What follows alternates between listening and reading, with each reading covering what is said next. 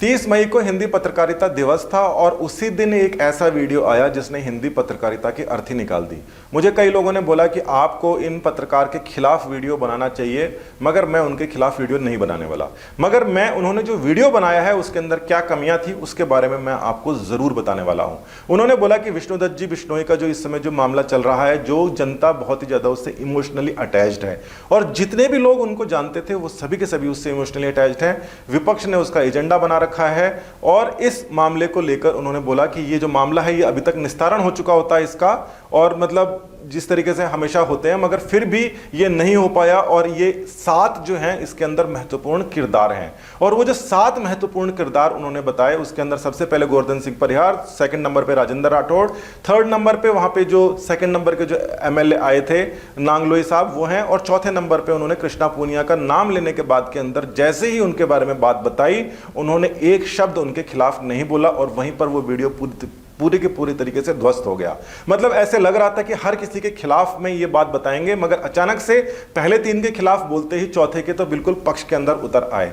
ऐसा पत्रकारिता ठीक नहीं होती, ऐसा वीडियो ठीक नहीं होता। मैं पत्रकार के खिलाफ नहीं बोल रहा। वैसे ये बात अलग है कि इन्होंने ही कृष्णा पूनिया का एमपी चुनाव से जस्ट पहले इन्होंने इंटरव्यू लिया था, और क्यों नहीं ले भाई, इंटरनेशनल प्लेयर है और वो एक हॉट सीट थी, राज्यवर्धन जी सामने थे, कृष्णा पूनिया थी, तो सभी उसको देख रहे थे क्योंकि ये दोनों के दोनों इंटरनेशनल स्टार्स हैं।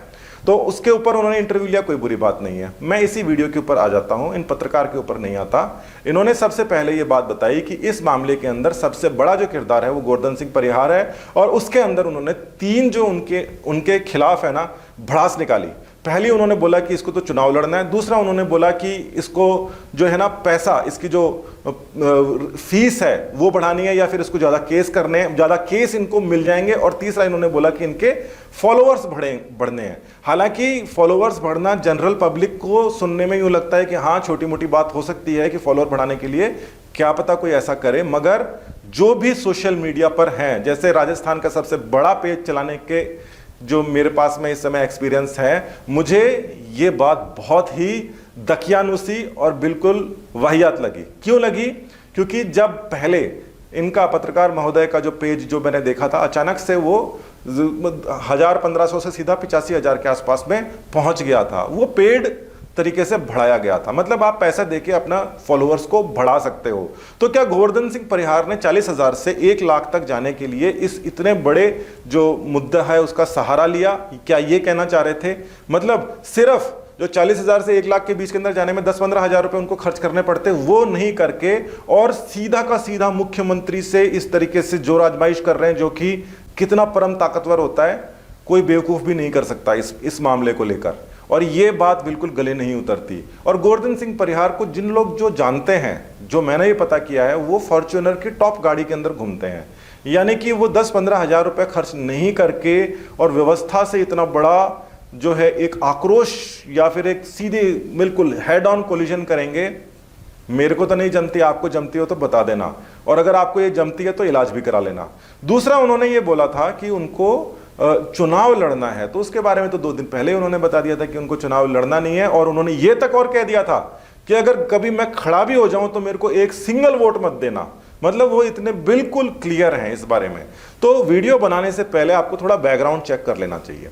तीसरी बात उन्होंने बोली कि वो उनके पास में और केस आ जाएंगे। तो जो लोगों को पता है या नहीं है, जो मार्केट जो होता है दूसरों से इधर उधर से पता पड़ जाता है कि 10 केस आते हैं उनके पास में, उसमें से 8 रिजेक्ट करते हैं, 2 ही केस लेते हैं। 2 में से भी 1 वो लेते हैं जो पेड होता है, और साथ ही के अंदर 1 वो लेते हैं जो कि इनको लगता है कि इसके लिए मुझे खड़ा होना पड़ेगा। और वो मतलब ज़्यादातर मामलों के अंदर ऐसे ही लोग होते हैं जिनके साथ में व्यवस्था ने काफ़ी बड़ा अत्याचार किया होता है और उनको खुद के भी मतलब जान के लाले पड़े होते हैं और घर में खाने के लिए नहीं होते। मगर गोवर्धन सिंह जब खुद फरारी के अंदर घूम रहे थे तो उनको उस फरारी के बात को याद करते हुए ऐसे लोगों को वो थोड़ा बहुत हेल्प करते हैं।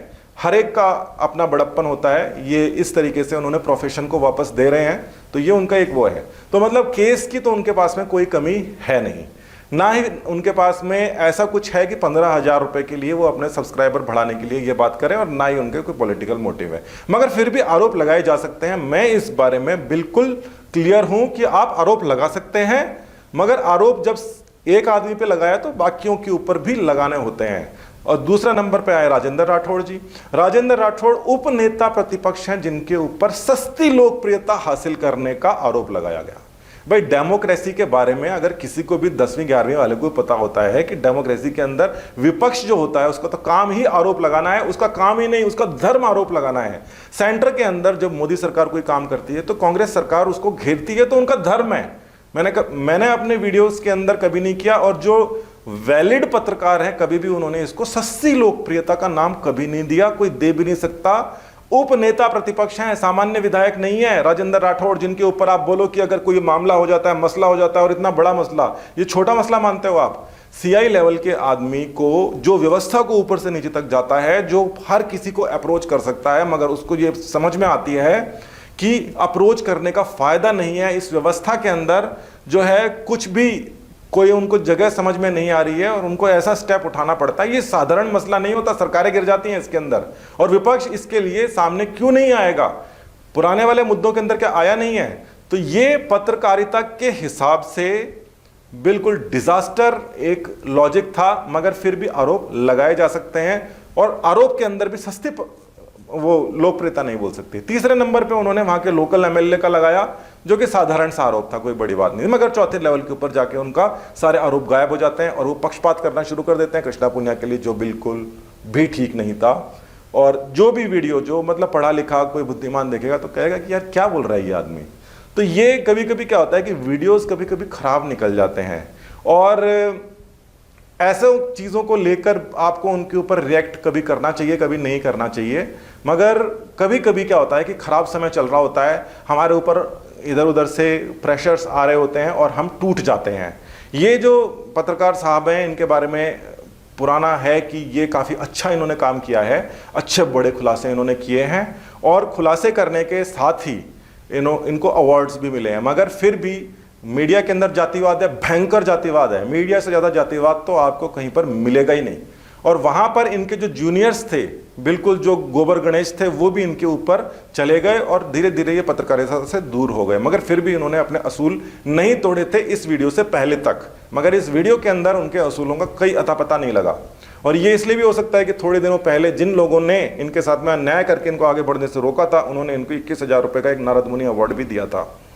खैर, अवार्ड देते रहना चाहिए, वो कोई बड़ी बात नहीं है। और वीडियोस जो हैं वो कभी कभार खराब भी चले जाते हैं, कभी कभी जैसे समय ठीक नहीं होता, कोई और बात होती है।